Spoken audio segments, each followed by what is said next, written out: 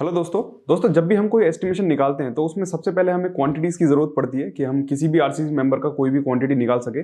But कुछ कुछ ऐसे प्लान होते हैं जैसे कि हमारे पास कोई डोम का प्लान है या फिर कोई हमारा मेट्रो का प्रोजेक्ट है, तो उसमें क्या होता है कि उसकी क्वांटिटी निकालना बहुत ज़्यादा मुश्किल हो जाता है क्योंकि जो उसके शेप्स होते हैं बहुत ज़्यादा अलग अलग होते हैं। जैसे कि आप लोगों ने देखा होगा मेट्रो की जो ब्रिजेस होते हैं वो भी कुछ अलग तरीके से होते हैं, जो आपके डोम बने होते हैं वो भी बहुत अलग तरीके से होते हैं। तो उसका किस तरीके से एरिया निकाल सकते हैं, किस तरीके से हम उसकी क्वांटिटी निकाल सकते हैं, आज के सेशन में हम देखते हैं। तो चलिए दोस्तों वीडियो को स्टार्ट करते हैं और समझते हैं इन सारी चीजों को हम किसी भी आरसीसी मेंबर का कैसे कैलकुलेशन कर सकते हैं। तो चलिए दोस्तों वीडियो को स्टार्ट करते हैं। देखिए दोस्तों, मैं एक ड्राइंग लेता हूं, जैसे कि मैं एक मेट्रो के ब्रिज की ड्राइंग लेता हूं जिसको हम यू गर्डर बोलते हैं, जिसके ऊपर हमारी मेट्रो चलती है। तो उसका भी दोस्तों हमें क्या करना है, क्वांटिटी निकालना बहुत ज़्यादा मुश्किल हो जाता है क्योंकि अगर हम किसी भी क्वांटिटी की बात करें तो उसके लिए हमें तीन चीज़ों की जरूरत पड़ती है, लेंथ, ब्रेथ, डेप्थ की। बट इस केसेस में दोस्तों क्या होता है कि जो शेप है वो बहुत ज़्यादा टिपिकल हो जाता है। तो उसका किस तरीके से हम क्वांटिटी निकाल सकते हैं, ये देखिए। जैसे ये मेट्रो का एक हमारे पास एक प्लान है, ठीक है। तो अब ये जो हमारे पास यू गर्डर है, जैसे आप सामने देख रहे हैं, ये जो यू गर्डर है इसका हम किस तरीके से क्वांटिटी निकाल सकते हैं, ठीक है। नॉर्मल अगर हम कॉलम, बीम, स्लैब इन सब का क्वांटिटी निकालते हैं तो सिर्फ हमें length into breadth into depth करना होता है, वो निकल जाता है। बट ये जो टिपिकल पोर्शन है जैसे ये है, और मेरे पास बहुत सारे कमेंट भी आते हैं कि हमें डोम का किस तरीके से कैलकुलेशन करना है, वो मैं आपको अलग वीडियो में दिखा दूंगा। आज हम देखते हैं कि ये जो यू गर्डर है इसका हम किस तरीके से क्वांटिटी निकालते हैं। देखिए यहाँ पर क्या ना, हमें सारी डायमेंशन दी हुई है। 33% यहाँ पर स्लोप दिया हुआ है, ये 350 का यहाँ पे दिया हुआ है। बट इससे क्या है ना, एरिया निकालने में बहुत ज़्यादा हमें क्या है ना दिक्कत होती है। बट हम इसको क्या कर सकते हैं, सिर्फ 5 मिनट में इसका कैलकुलेशन कर सकते हैं, 5 मिनट में इसकी क्वांटिटी निकाल सकते हैं। कैसे? हमको क्या करना है, सिर्फ इस फाइल को ऑटोकैड में इंपोर्ट करना है और वहां से हम उसकी क्वांटिटी कितनी होगी, क्यूबिक मीटर में कितना आ रहा है, उसका एरिया कैसा आ रहा है, वो हमें सारा 5 मिनट में अभी पता चल जाएगा। तो चलिए दोस्तों, इसको हम ऑटोकैड में इंपोर्ट करते हैं। देखिए जो हमारे पास, जो हमने अभी फाइल देखी थी, हमें वही फाइल यहाँ पर इंपोर्ट करनी है। ये हमारे पास 8 नंबर वाली फाइल यहाँ पर मैं यहाँ पर इंपोर्ट कर दूंगा। यहाँ पर आप सामने देख भी रहे होंगे, ये इधर प्रोसेस चल रहा है कन्वर्टिंग का। देखिए दोस्तों, ये यहाँ पर इंपोर्ट हो गया, ये देखिए। अब क्वांटिटी निकालनी है, तो क्वांटिटी निकालने के लिए सबसे पहले हमें इसको स्केल सेट करना पड़ेगा। तो स्केल सेट करने के लिए हम क्या करेंगे, अभी हम डायमेंशन DIM की कमांड डालेंगे डायमेंशन की, और देखेंगे कि हमारा जो एरिया है वो कितना है। यहाँ पर हम इसको देख लेंगे।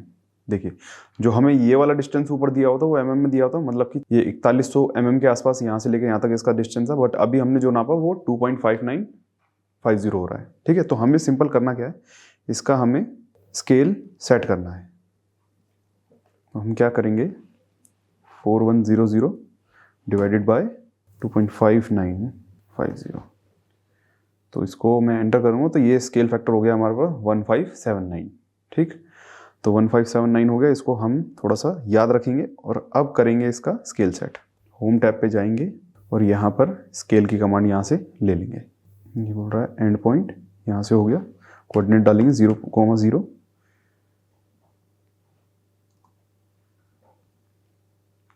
इसको हम ऊपर उठा के रख देंगे। देखिए यहाँ पर रेफरेंस डालना है जो हमारा अभी यहाँ पर आया था 1579, ठीक। एंटर मार देंगे, डबल एंटर मारेंगे तो ये ड्राइंग यहाँ पर हमारे पास स्केल में आ गई होगी। तो अब एक बार दोबारा से यहाँ का मेजरमेंट लेंगे, DIM एंटर, ये यहाँ से लेके यहाँ तक।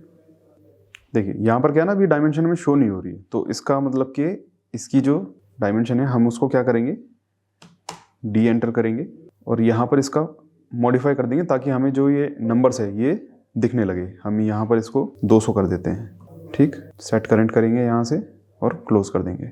अब एक बार यहाँ पर नज़र डाल के देखेंगे, देखिए 4097 ये यहाँ पर एक्यूरेट आ गया। देखिए ये 4100 है, इसमें 3 mm का फ़र्क है क्योंकि ये ऊपर नीचे कहीं पर हो गया होगा, मैंने यहाँ पर क्लिक नहीं किया था, मतलब कहीं और क्लिक हो गया, ठीक है। तो हमारी ड्राइंग हो गई अब स्केल में सेट। अब हमको करना क्या है, सिंपल एक फॉर्मूला लगाना है पॉलीलाइन का, ठीक। जो पॉलीलाइन की हमारी कमांड होती है PL एंटर। और अब हमें क्या करना है, जो पूरा हमारे पास यू गर्डर है उसका हमें एक पॉलीलाइन लगानी है, मतलब कि पूरी हमारी जितनी भी यू गर्डर है, जो भी हमारा यू गर्डर है उसमें पूरा पॉलीलाइन लगानी है। उसके बाद हमें इसका एरिया यहाँ पर मिल जाएगा, ये देखिए।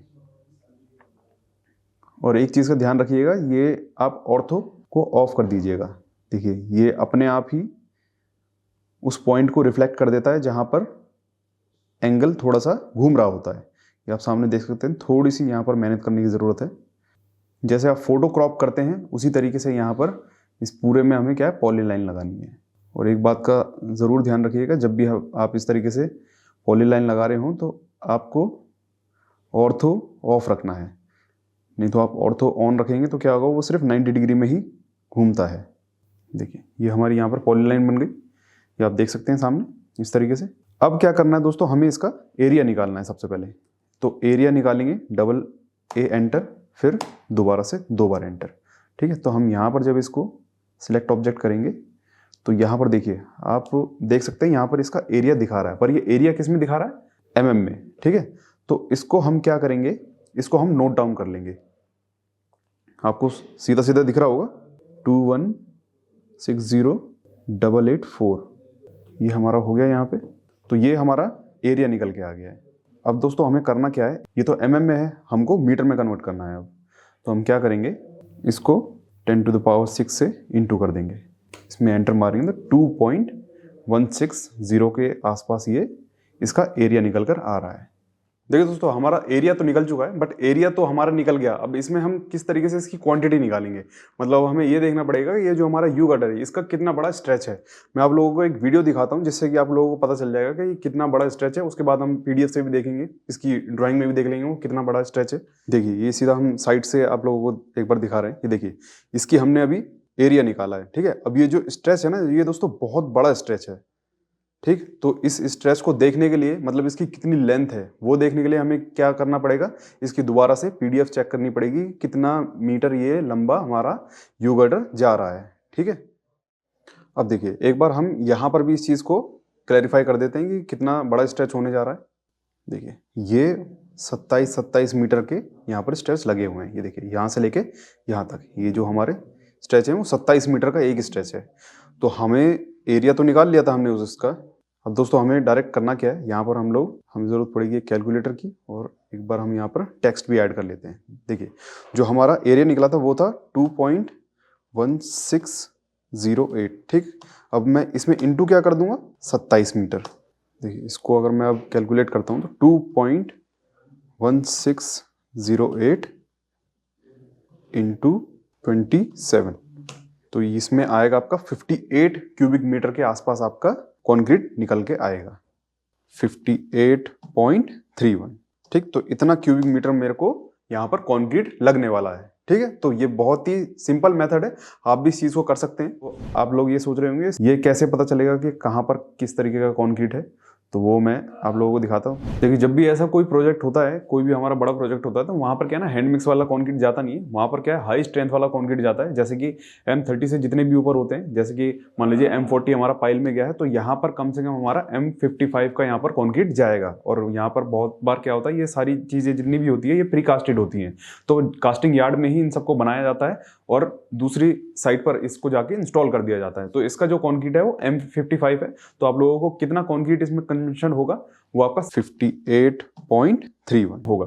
ठीक है, तो इस तरीके से किसी भी आरसीसी मेंबर की आप क्वांटिटी निकाल सकते हैं, चाहे वो आपका कहीं पर भी हो, यू गर्डर हो, वाई गर्डर हो, या फिर आपका कोई भी डोम स्लैब हो। मैं दूसरी वीडियोस में इसको डिस्क्राइब कर दूंगा किस तरीके से और दूसरी आरसीसी मेंबर का हम क्वांटिटी निकाल सकते हैं। तो आज के लिए हम इसी पे इसको एंड करते हैं और मिलते हैं दोस्तों नेक्स्ट वीडियो में। अगर आप लोगों को वीडियो अच्छी लगी हो तो ज़्यादा से ज़्यादा लाइक कीजिए, ज़्यादा से ज़्यादा शेयर कीजिए और हमारे रीइंफोर्स चैनल को सब्सक्राइब कीजिए।